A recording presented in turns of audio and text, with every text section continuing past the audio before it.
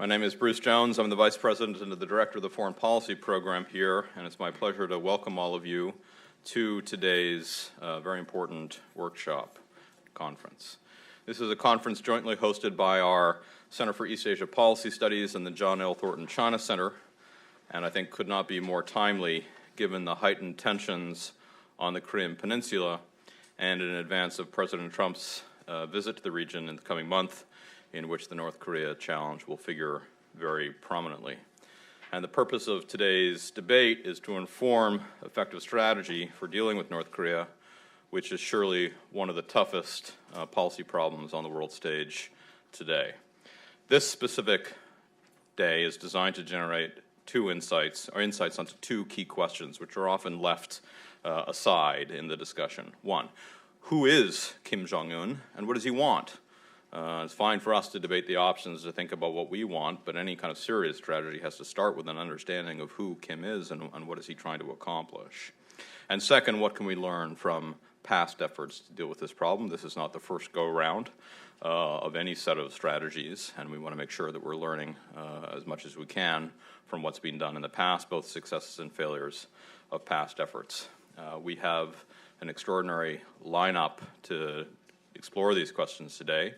We're extremely pleased to welcome Avril Haines, former Deputy National Security Advisor, as our keynote, who will speak at lunch, who has been grappling not only with this challenge, but well aware of the complexities of American decision-making and how we try to think about this kind of problem. And we have a very deep bench of talent who have been thinking about this issue over a few decades, as well as in the near term. I'm going to turn the floor over to Ryan Haas in a moment to introduce the rest of the panel, but before I do that, I want to introduce two people who have recently joined what is now a very deep bench on Korea and Korean Peninsula talent here at Brookings. The first is Jong Pak, who is our new SK Korea Foundation Chair in Korea Studies. She served for 8 years in the intel community, both at the CIA and the Office of the Director of National Intelligence, and has an academic background studying American history at Hunter College, and is really one of the world's sort of foremost experts on the real dynamics of the Korean Peninsula. I'm delighted to have her here, adding bench strength and leadership to our efforts on both South and North Korea. And Ryan Haas, who's over there, is the David Rubenstein Fellow in Foreign Policy. He just joined us. Prior to Brookings, he was a career Foreign Service officer and served in the Obama White House as the National Security Council Director for China, Taiwan, and Mongolian Affairs, so knows of what we speak when we think about the question of the Korean challenge and the Chinese angle to that. And these two will contribute enormously to our work. You will have noticed we also have a new president here at Brookings, John Allen, who, among other things, was the last military representative to the six-party talks, the last time there were six-party talks with the Koreans.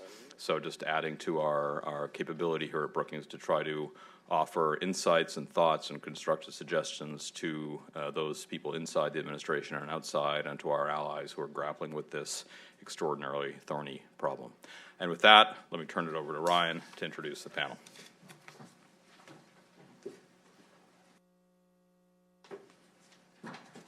Good morning. Thank you, Bruce. As Bruce mentioned, the first panel will concentrate on the question, who is Kim Jong Un? What motivates him? What worries him? We have an all-star panel to unpack these questions. Evan Osnos is a non-resident fellow in the Thornton China Center at Brookings and a staff writer at the New Yorker magazine.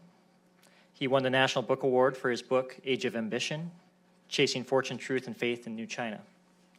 He also captivated audiences recently with his latest dispatch from Pyongyang, The Risk of Nuclear War with North Korea. The second panelist is Jean H. Lee, who is a global fellow at the Woodrow Wilson International Center for Scholars and a veteran correspondent. In 2011, Ms. Lee became the first American reporter granted extensive access in North Korea, and in 2012, she opened AP's Pyongyang Bureau. She has since traveled often to North Korea, and in the process developed deep expertise on what happens inside North Korea. We are pleased that she traveled from Seoul to be with us today. The third panelist is Jong Pak, who Bruce has already introduced. I will just add that she's a good friend and a great colleague, and I'm delighted to be working with her. Each panelist will make 5 minutes of opening remarks, Following the opening session, there will be Q&A with the audience. And I would now like to invite the panelists to the stage, and we'll begin with Evan.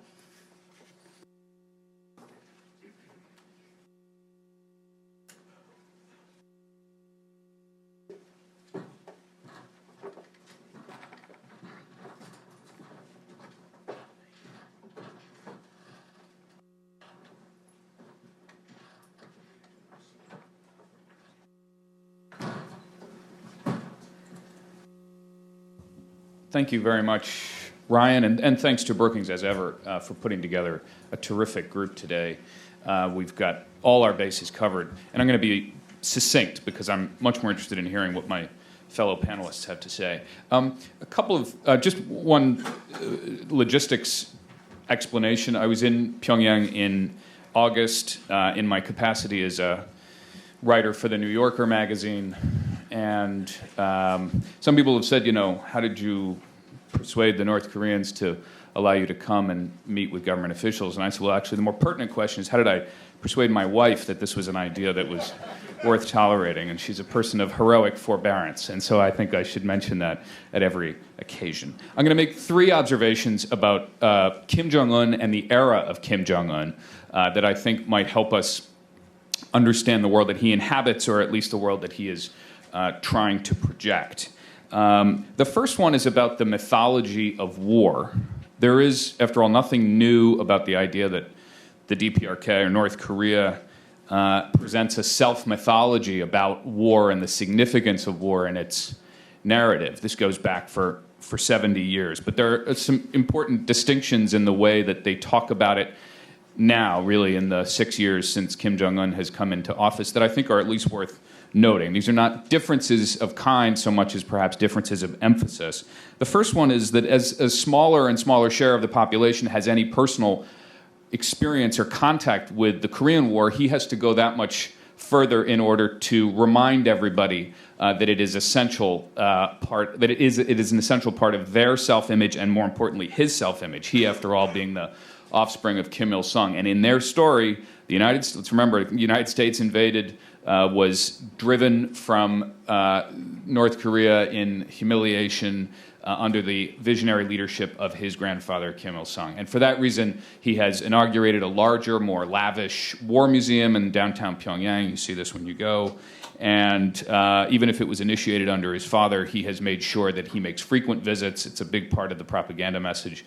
And when you walk in, the first thing that you see is a statue 3 stories tall that looks exactly like Kim Jong Un, but is in fact Kim Il-sung. And if you make a point about that likeness, they are thrilled, because that's the point.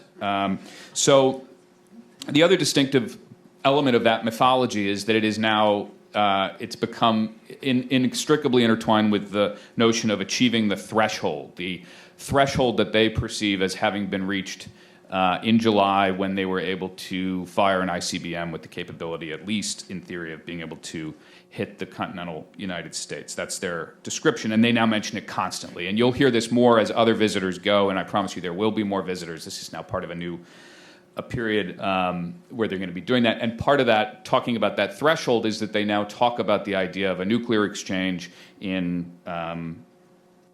sort of casual ways, the idea that it's a survivable part of warfare, and it's an inevitable part of the continuum of the experience that they've had surviving Korean War and then also surviving famine and so on. A second observation that I made in Pyongyang is about the emphasis on economic development. And you saw this then repeated over the weekend in Kim Jong Un's comments to the Central Committee, in which he referred repeatedly to economic development, to the Byungjin line, the idea of parallel, simultaneous development of the nuclear program and the economy.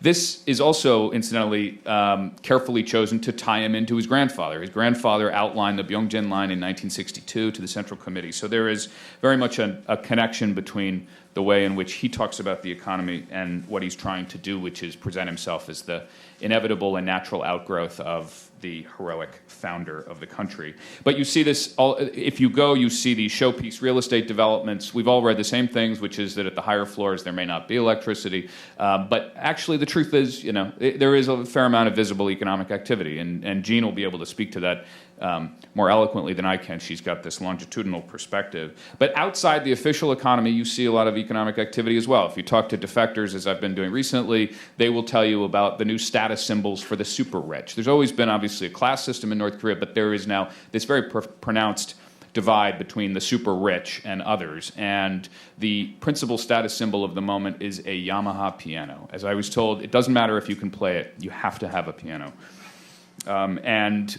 So that's also an indicator about the degree to which permeability of the sanctions regime. You are able to get things into the country. There's a lot of this sort of visible status symbols that people are showing off as they go about their lives. One of them is electricity. If you get your neighbors together in your building, you essentially form a little bargaining unit, and you go to the electrical substation and you say, we are a special building, and you give them a bag of cash, and then you get much more reliable electricity transmission than others.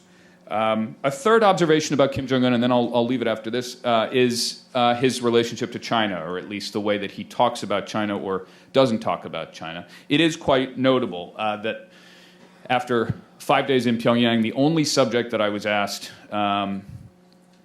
not to write about of my interactions with North Korean government officials, they said, just don't quote us on what we said about China. And I can be faithful to that agreement while also conveying the spirit of it. And the spirit of it was that they were very, very harsh. And they basically said that they regard China's approach to North Korea as essentially treating them like a pawn in this much larger dynamic with the United States. And so they are fundamentally distrustful of the idea that China has their best interests at heart. And you will hear other North Koreans have said to other American interlocutors that that China treats them like the dirt between their toes. That's the expression that you've heard from others, which is a long way from lips and teeth, after all, which was the original formulation that Chairman Mao liked to describe the relationship between North Korea and China. Just a couple of obvious points. Xi Jinping has not seen Kim Jong Un. Kim Jong Un has not received the North Korean ambassador. Has not received the Chinese ambassador in Pyongyang. And there have been efforts to.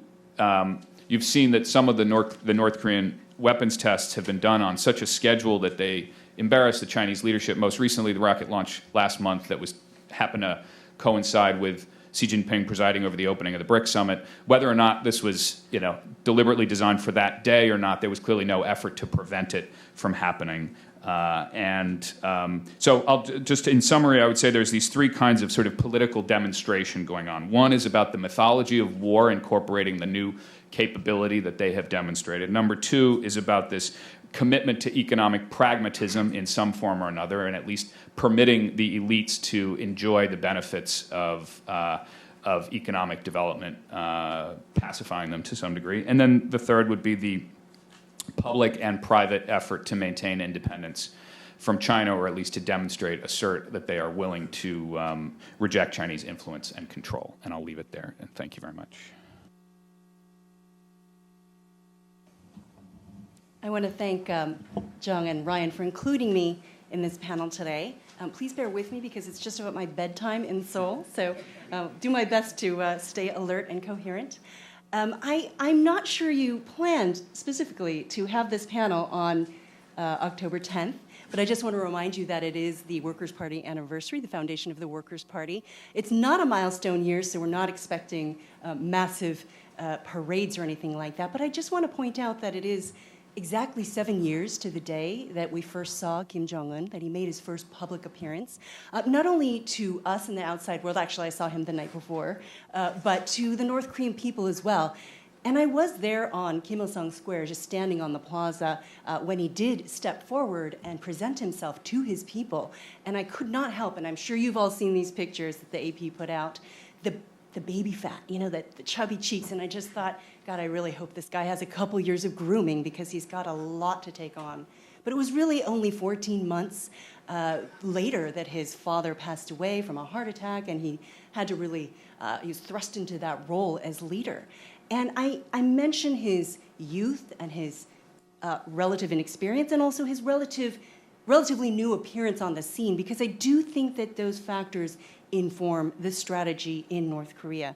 And what I want to do is, because I've spent time in North Korea, and I think we have several sessions of some very smart people who are going to be talking about some of the other issues, U.S.-North Korea relations and the way forward. What I'd like to do is just present a couple points on the internal pressures inside North Korea, perhaps to try to help you understand the thinking on the part of Kim Jong Un, since this is about who is Kim Jong Un. So much of the country's ideology is pinned on this idea of a Kim in power. This is by design, but it also puts a lot of pressure on Kim Jong Un to make sure that he follows through with that role for decades to come. Now, one thing I did when I was in Pyongyang in May, my last trip was in May, was ask at the bookstore for some books about Kim Jong Un. This is a guy we know so very little about. So I did pick up 2 books.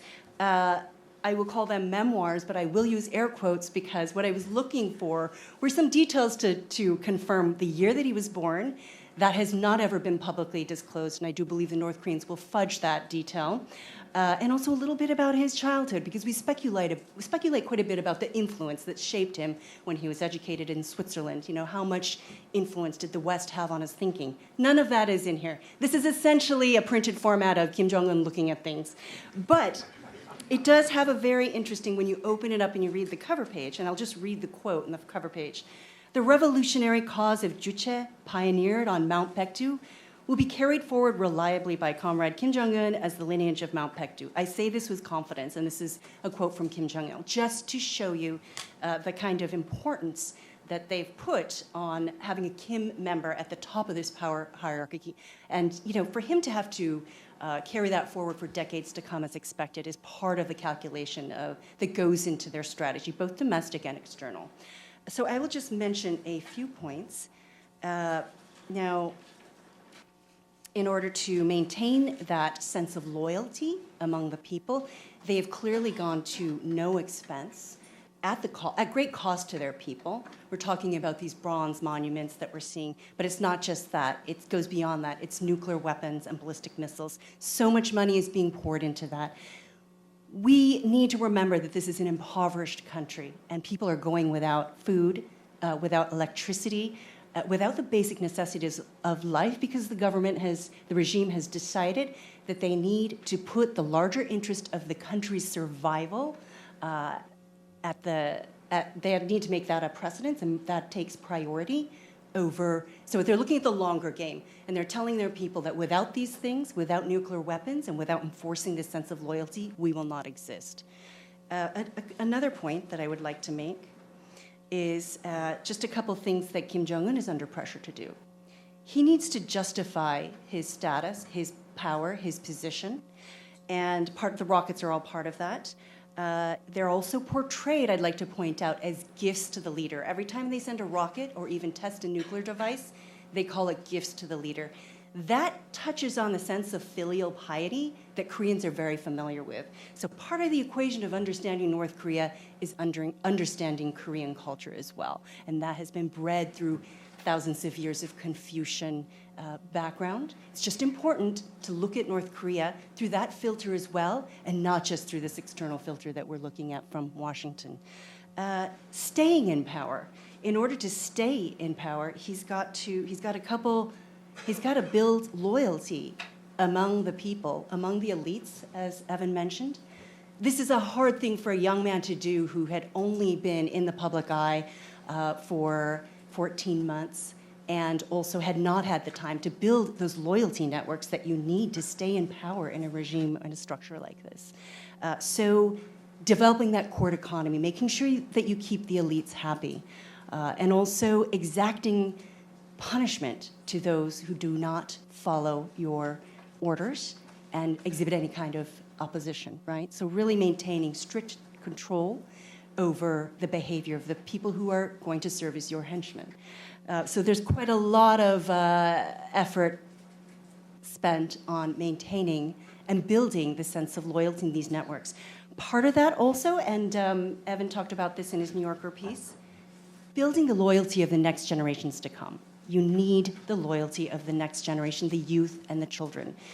One of the interesting things that you see in North Korea is, as we mentioned, I think that you may have mentioned the rockets and the kind of violent imagery that we see in kindergartens, in schools.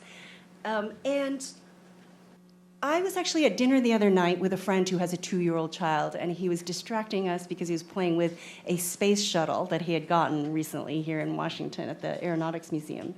And it really occurred to me, so this kid is 2 years old. He can barely speak a full sentence, but he could tell me about every single part of that space shuttle. The boosters and how it takes off and how it lands. And I made the connection thinking, this is not that different. The North Koreans have picked up on a really smart strategy. Kids love space. They love space shuttles. They love rockets. They love devices. North Korea, Kim Jong Un is also tapping into that. Children love this kind of technology, and he's building a sense of loyalty by giving them these kinds of tools, and also taking it to a higher level, giving them computers, giving them the possibility of applying that technology and science to something that will carry them into the future and bring them some sense of political clout, which is programs and nuclear weapons and bombs and missiles that will bring some political clout to them within the Workers' Party. Now, he also has to show that he can defend the country. He's a young man. And in order to show that he can defend the country, he needs an outside threat. There is, frankly, nothing like an outside threat to bring a country together at a time when they are suffering from economic hardship. We see this in countries all over the world. Perhaps we're seeing a little bit of that in this country as well. North Korea and Kim Jong Un know the power of creating an outside threat. And so one of the things that I see with this escalation of rhetoric here in between Washington and Pyongyang is that is just feeding the North Korean agenda. They actually need that rhetoric in order to justify and rationalize the continued development of nuclear weapons and ballistic missiles.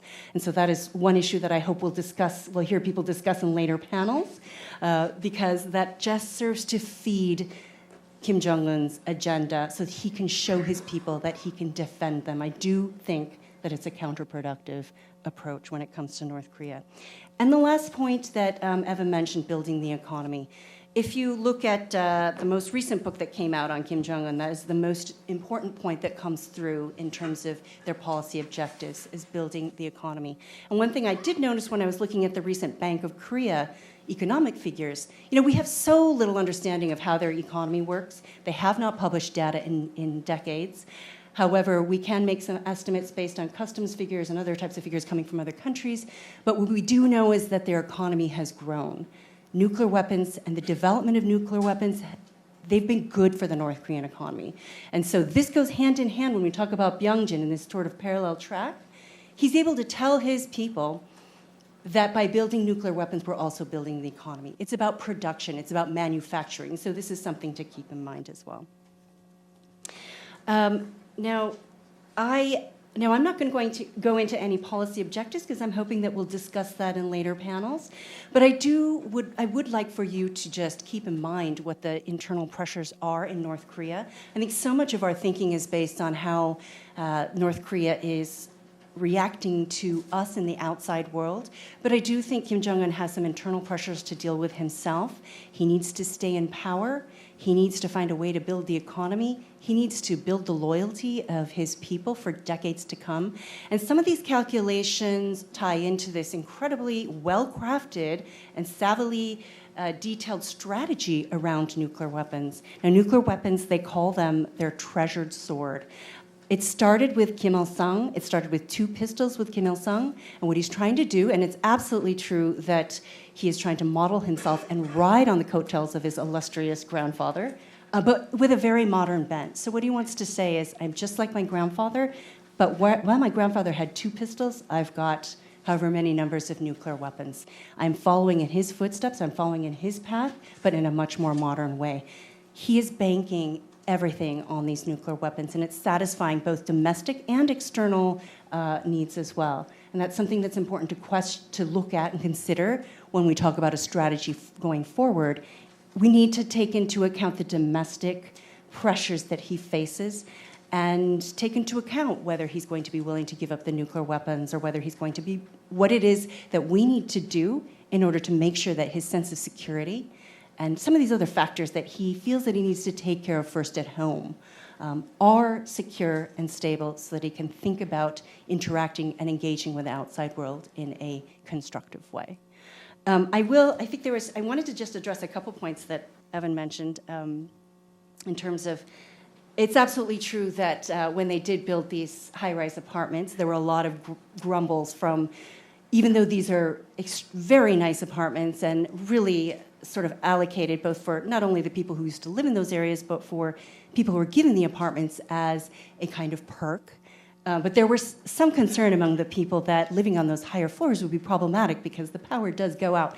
I'm not sure how it was for you, but generally speaking, when I was living there, it was out by 10 p.m. And you'd be in the middle of dinner and all of a sudden the lights would go out.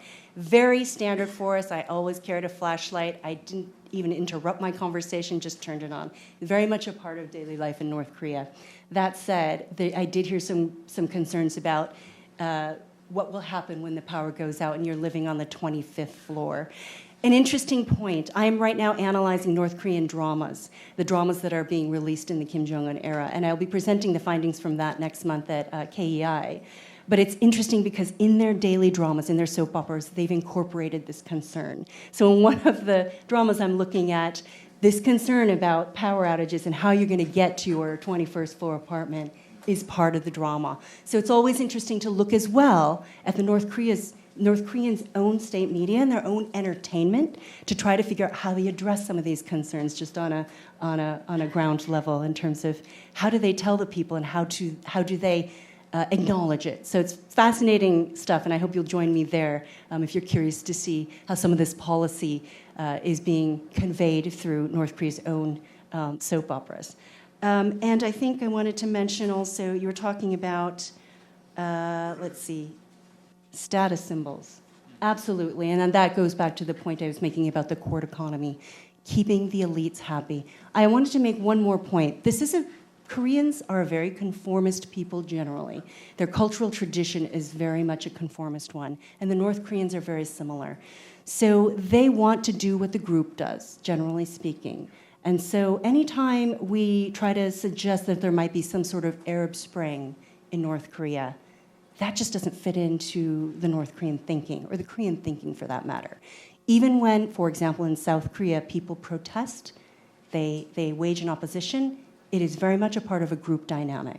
There is a group sense of solidarity in anything they do, whether it's opposition or maintaining the status quo. And that is true in North Korea as well. And so it's just something to keep in mind, to remember that they have their own cultures and traditions and history, and that we may look at it from our perspective, but we also need to take their culture, their history into account in trying to decipher their thinking. Okay, thanks.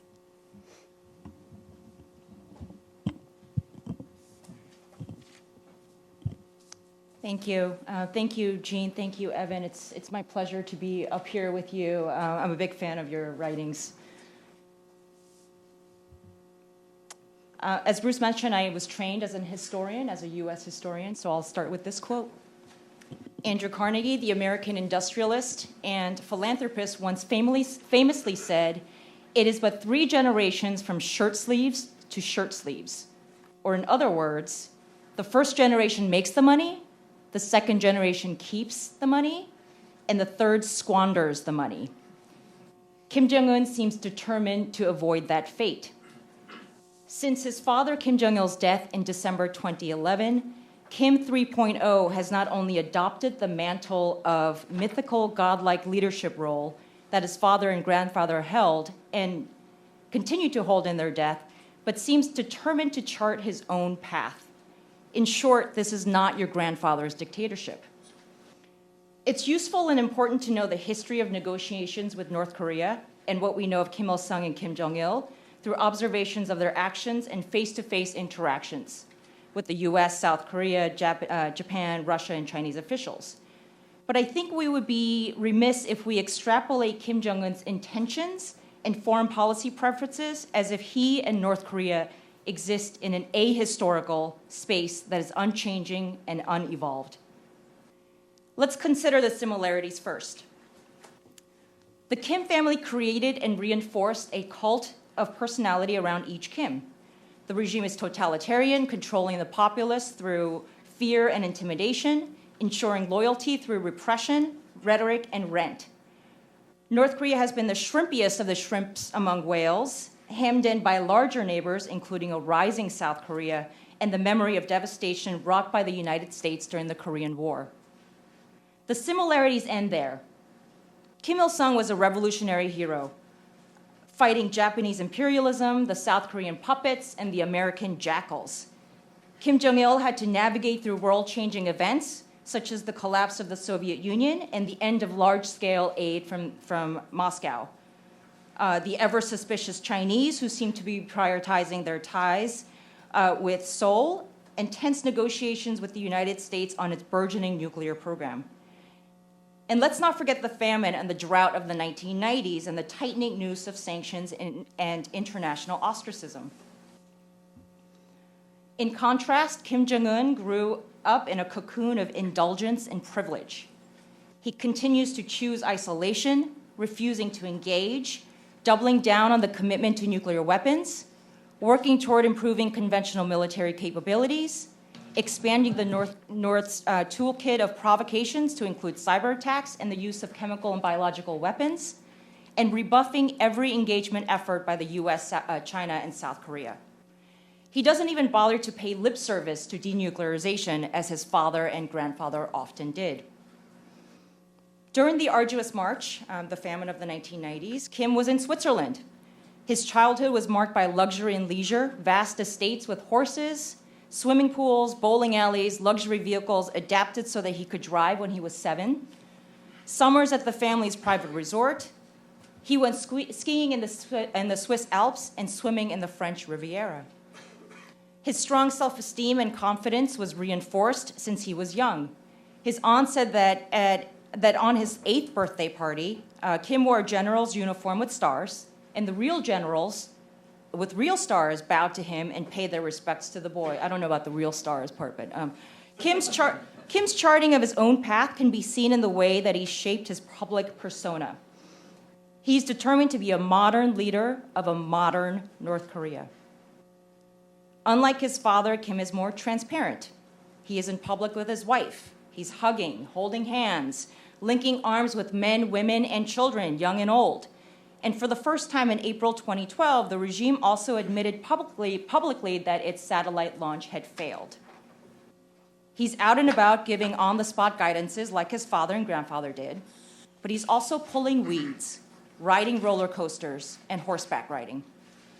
He is comfortable with technology, handling cell phones and laptops, and talking earnestly with nuclear scientists and overseeing scores of missile tests. Lest we have any doubt, Kim is young, vigorous, virile, and on the move.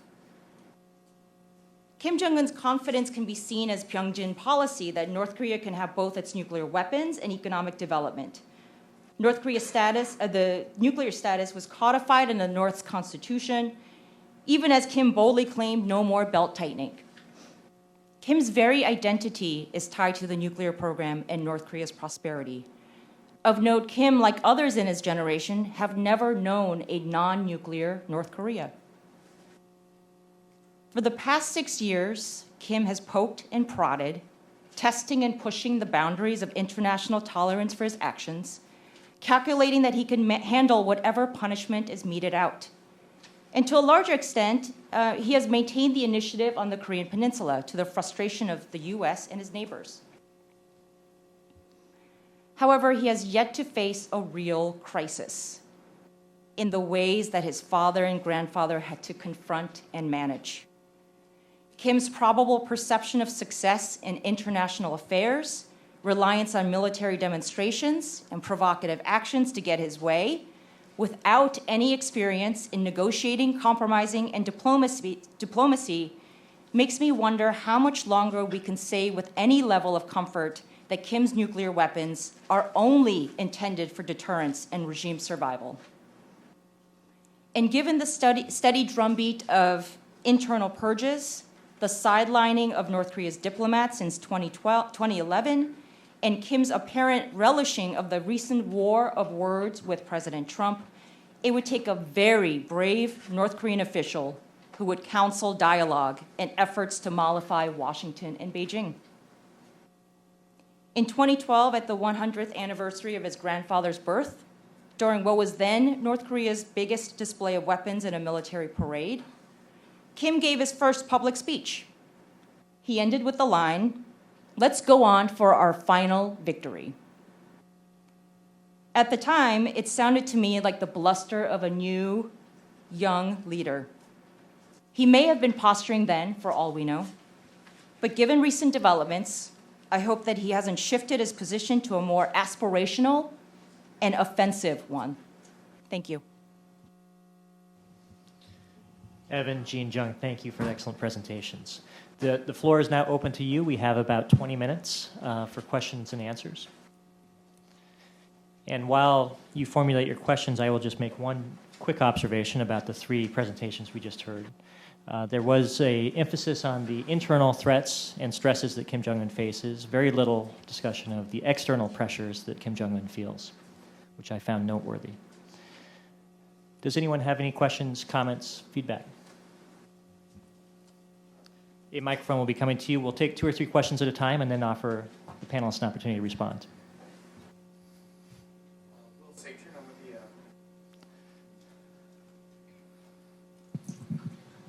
Will Satron, I'm with the Institute for China America Study.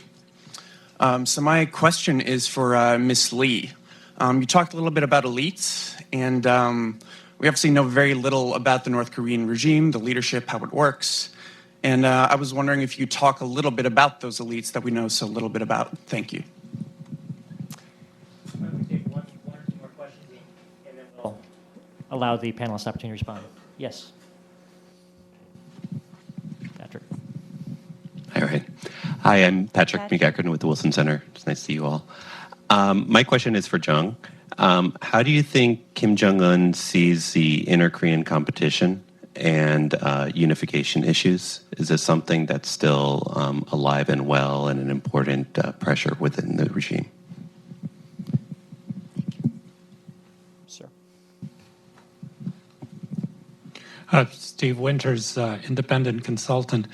The leading Russian expert on North Korea and others have suggested that one of the purposes of the nuclear weapons program of North Korea is also to guarantee Korean independence in regard to China, and that ultimately it's a defense in that direction too. So, but I'm curious, was there any hint of that line of thinking among the people in North Korea? Thank you. Why don't we take a pause here, allow our panelists a chance to respond. I'm not sure if you had a specific question about the elites, about who they are, or perhaps clarify. The question was more in general who they are, because with the countries like Russia and China, you know a little bit about who the leadership is beholden to, who they're basically have to pander to. But I feel with North Korea, it's such a closed state that you don't really understand the dynamic of what they have to do, what Kim has to do to play safe, to solidify his hold on power. And I feel like that's an important dynamic. So I'm just going to approach this from another angle. One of the things that I found spending so much time there is that their structure, their societal structure is so different from ours. So for example, when we make decisions every day, it comes from our family. Your parents make some decisions about what you're going to do that day, how you're going to spend their money. In North Korea, it was completely different. With my staff, for example, the party was the determining factor. So much of their lives are built around the party structure, political structure, and that is the defining structure that tells them what they're going to do on a day-to-day basis. It tells them whether they're going to eat at a certain restaurant, whether they're going to be able to go to the Arirang mass games. And this was new for me, but it was important to remember. Within that structure then, in order to reach that level of elite, you had to have a certain amount of political clout. So much of the effort that I saw on the ground in North Korea was to build political clout. And I mentioned that a little bit earlier in my comments. So for example, when I met a farmer, when we were hearing these rumors about economic reform or changes to the economic structure. And they were saying finally, if they make a little bit more extra rice, she was a rice farmer, they would be able to use that surplus for themselves rather than hand it over to the state, as was the case. So when I asked her, though, what are you going to do with that extra rice? She said, I'm going to offer it to the party as a political offering. It was very insightful for me. That's so important. That's so much a part of their structure. When you have political clout, then you get a better apartment. So I did visit homes in North Korea that were granted to people for their loyalty to the party. So just in terms of how we look at who becomes part of the elite, of course, we're looking at things from our point of view as a capitalist country, but for them, it's all about who has political clout. And there's certainly other factors we do talk about. Certainly after the liberation and the Korean War, there were different structures that were put in place to kind of codify North Koreans in their background. But today, most of it is about that kind of trying to build political clout and to rise out of your situation by showing your loyalty to the party and in that sense improving your sense of life. So that's one part of the question you're asking. I think the other part you were asking is how do they keep them happy? I mean, it's like Evan mentioned, wanting a Yamaha. I can tell you that when I go into the certain cafes in North Korea, I forget that I'm in North Korea. And it's terrible. We always have to remember that we're there. But they are just as sophisticated and international as South Koreans. With the latest, most North Koreans, when I was there in May, the North Koreans I was traveling with each had 2 cell phones, just like I do. So we were joking. I was just amazed by that, right? So in some sense, they are. Go ahead and weigh in. Yeah, I was very briefly, just a couple of things. I mean, there is, in some sense, North Korean elites in Pyongyang, and we really need to, be clear. We're talking about a pretty small, but not insignificant percentage of the population. If Pyongyang represents 10% of the national population, these are the 10% that matter, in a sense, in terms of pressure on Kim Jong Un. There are people in Pyongyang who make a point of speaking with a South Korean accent as a way of indicating that they're cosmopolitan, they're sort of plugged in, they're watching, wink, wink, TV and film and so on. People get cosmetic surgery. So, I think, in a sense, the risk for Kim Jong Un from his internal pressures is as much about the revolution and rising expectations. And you hear about this a lot. The possibility that the fact that he's done this means that if he's going to maintain those, avoid the fate that Jung so rightly described of shirt sleeves to shirt sleeves in 3 generations, he now has to be able to deliver to the people around him. He's got to give them the creature comforts that they are experiencing when they travel overseas. And quite a number of them do. I think you said your plane was not very full, but most of the Air Koryo flights I took were packed with North Koreans who were traveling via China or to China. And so those people, each plane load, how many people is that, are getting exposed to the outside world, picking up cell phones. Like me, until 2013, they had to check them in at the airport. But developing a taste for some of those creature comforts. And so he has to give those to the elites as well. Could I point out that elites, it's historical and it's also monetized.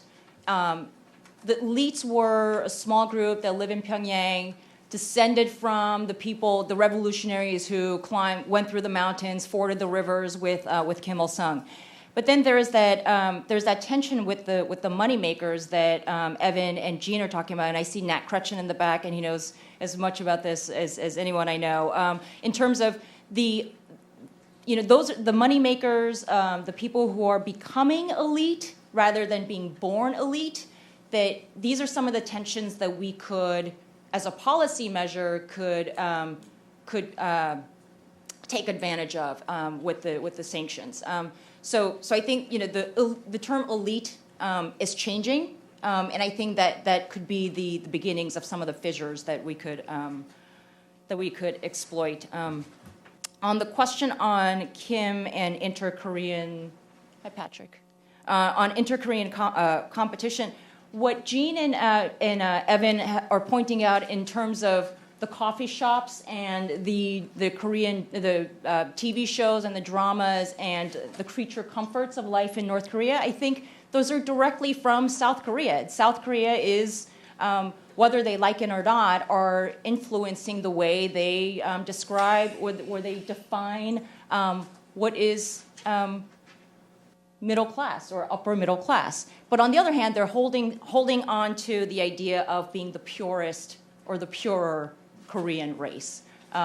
that because they're not flunkies to the United States, that they still maintain this this mythical Koreanness that's a result of their isolation and something that they will defend and defend with their nuclear weapons. On the independence from China question, I think you were saying that I think the latest, the nuclear test and the rocket launches, I think that is their declaration of independence. The nuclear weapons program was started not just against the U.S. but also to hedge against China. So I think, and I'm thinking about the fact that Kim Jong Un has not talked to senior Chinese officials at all, and I think it's his way of saying I'm my own man. I'm crafting my own path without you because I don't need you. So I do think that there is a strong, independence from China angle to this story. Excellent, thank you. Why don't we open it up for another round of questions? Stanley?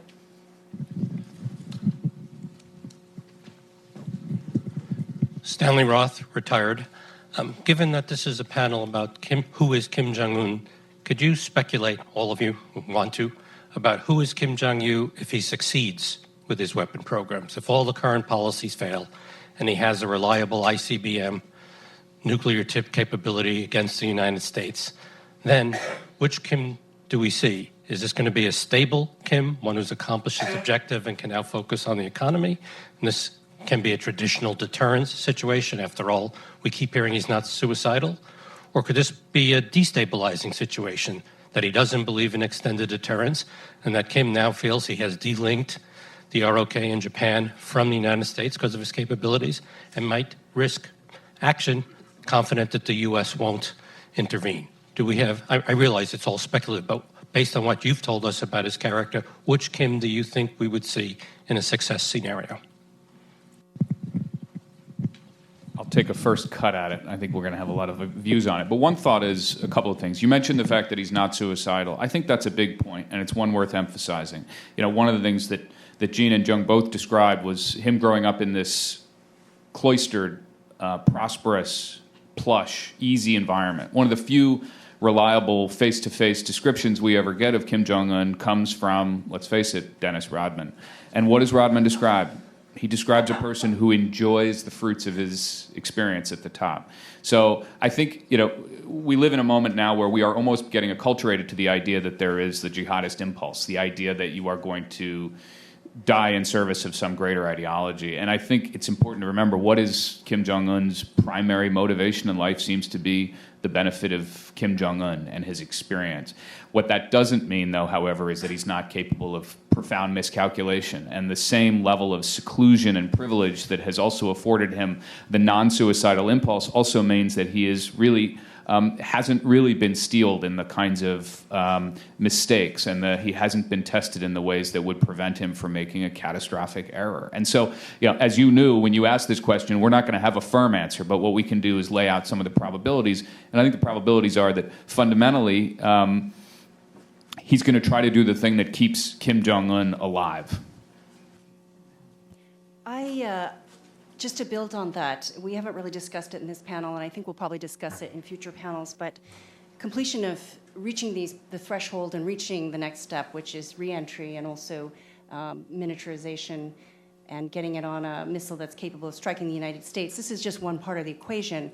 The next step, obviously, there's a domestic benefit to having these weapons and showing your people you can defend them, but there's also that external purpose, which we haven't really discussed, which is to get the U.S. to the negotiating table. I know, as strange as that sounds, and to get the validation that he wants. Because another thing that he needs is validation from the United States. He wants the United States to acknowledge North Korea as a nuclear state, as a nuclear power, and to be able to go back to his people and say, look, they're treating me like we're a tiny country.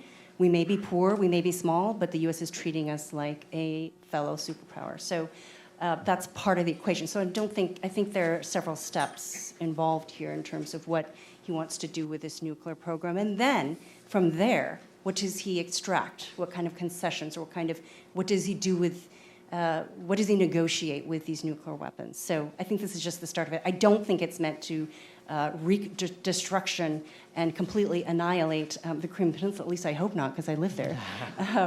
I think it's all meant as part of a larger strategy to win the things that his grandfather died not succeeding to accomplish, and his father died not accomplishing. So these are part of the things that he's inherited and the pressures that he still faces in trying to fulfill that legacy. Thank you. Jung, do you want to come in on this? Just very briefly, I remember when I was briefing one of the senior DNI officials who had just entered office. This was back in 2014. And he went around the room and he made everybody say, how long do you think this regime is going to last? Somebody said, one of the senior analysts said, 5 years max. And then I was next, and I said, well, he's got children. At the time, he had one child, but now he has multiple children. So I think that in looking at the long haul, it's not just about him, but he's probably also thinking about his people, his kids, his family. I would just add that I think if he succeeds, I think he finally gets that respect. I think the reason he hasn't traveled anywhere is because he doesn't think he's going to get the red carpet treatment, and it would be really embarrassing for him. So I think having the nuclear weapons status, for him, is about respect, and it's about relevance, because otherwise you're just another poor country in Asia. We have time for one more round of questions. In the back. Yang No Yoon, Foundation for Empowerment. I'm already late, so I missed a lot of the presentation, but I'm sorry about that.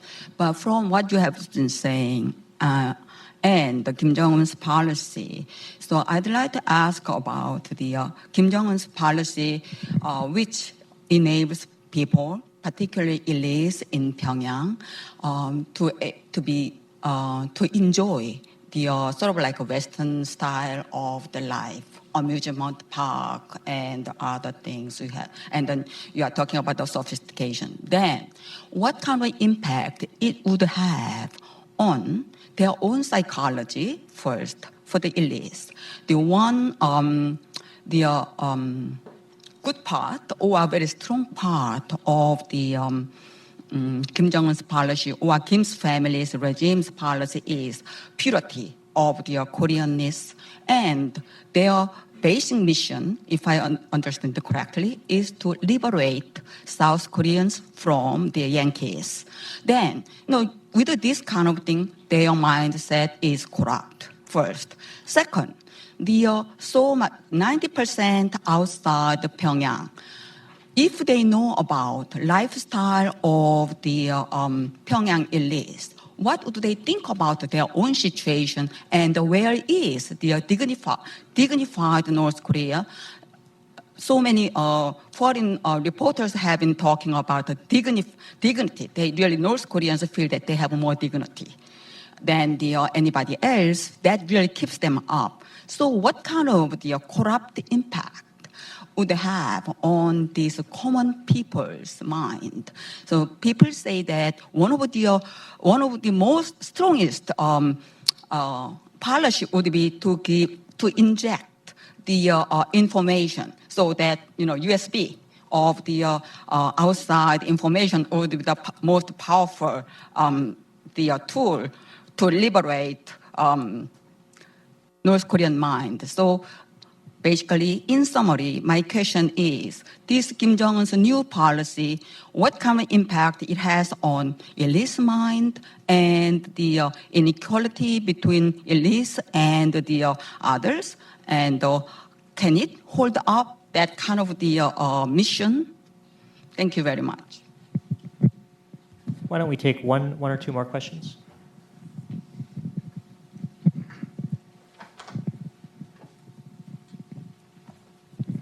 Hi, Catherine Kilo, Plowshares Fund. I'd like to hear your thoughts on Kim Jong Un's recent promotion of his sister.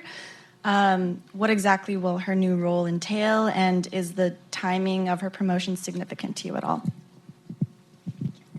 Thank you. Final question here.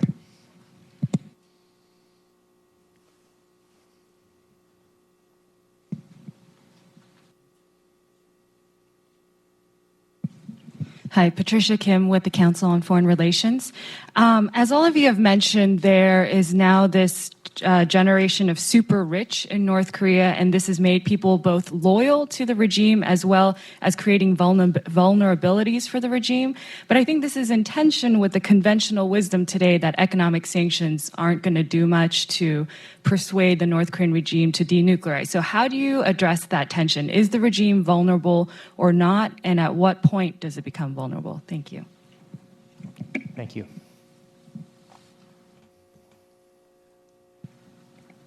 Anybody want to take one of these? Okay. I mean, I'll take a stab at a couple of these. The first question, which was about the mindset of elites. I mean, I think we talked a little bit about what sort of the mindset is at the moment, but I want to take the question, if I can, in a slightly different direction, which was how is Kim Jong Un regarded by his people, which is also a relevant question. I mean, to what degree are people in the countryside, for instance, aware of the lifestyle of the donju, the super rich living in the capital?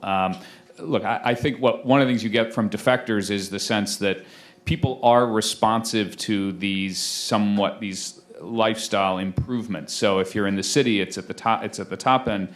If you're in the countryside, the ability to go to a market or to work in a market does have some effect on people's view of Kim Jong Un. So he may not be as unpopular as we might assume. On the other hand, people also look at him and see, as Jean described, a young man who did not rise up through the ranks of the guerrillas. He didn't establish himself as a revolutionary hero, and so in some sense he has to prove himself. I think I want to leave time for the others, so I'm going to cut it off there. On the elite question, I think the question is, what if the poorer people in the provinces were looking at the lifestyles of the rich and famous in Pyongyang? I think, I'll go back to what I said about Andrew Carnegie. Back in the late 19th century during industrialization, the question for labor historians is not why there were so many protests, but why weren't there so many protests? Why weren't children who were at age 10 and 11 working in the coal mines, why weren't their parents protesting out in the street? And I think, to a certain extent, you can transfer that kind of analysis to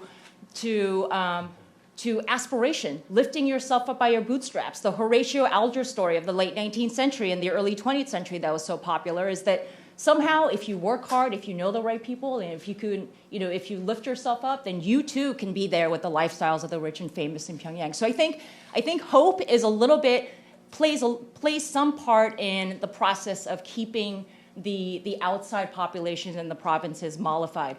Also, in looking at, Jean was talking about her book of Kim Jong Un looking at things.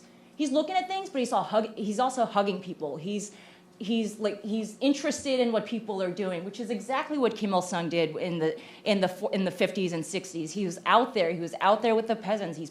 Kim Jong Un is pulling weeds. He's talking about turtle farming. So while you have this vast wealth gap that Jean and Evan and others have described, you still have the Kim Jong Un being out there with the people, cultivating hope in a lot of ways, and strengthening the resilience of the regime. I think there was another thing about the sister promotion question. So the way I saw that meeting and the elevation of his sister and the promotion of his sister is not that the analysis that yes, he's solidifying his rule, he's doing the sister is a very critical part of his regime building and his legacy. The way I saw it was that if you're having a party meeting and you're promoting the rocket guys and the deputy director of the light industries that works on textiles, that tells me that maybe somehow the North Koreans have moved on past this period of tension. That they're back to business. They're doing the promotions. They're in it for the long haul, And they're also talking about the economy. The speech that Kim gave was very much about the economy as much as it was about the weapons. So I will stop there, I think, unless others had comments. Furthermore, I think building on the sister's promotion, all of this does also emphasize again the importance of the Kim family as part of the ruling ideology. And it is one thing that I note in my Esquire piece that I wrote this summer was that Kim Jong Un did revise the guiding principles on political life in North Korea to make sure that it includes a reference to a Kim member being in power. So part of this is.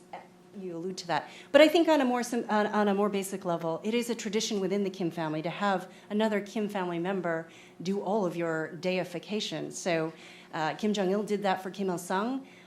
Kim Jong Un is doing that right now for Kim Jong-il, which is what we saw this past weekend with the fireworks and all this big celebration for his father's 20-year promotion anniversary to the Workers' Party secretary position. And we'll likely see Kim Yo-jong, the sister, doing that as well for her big brother.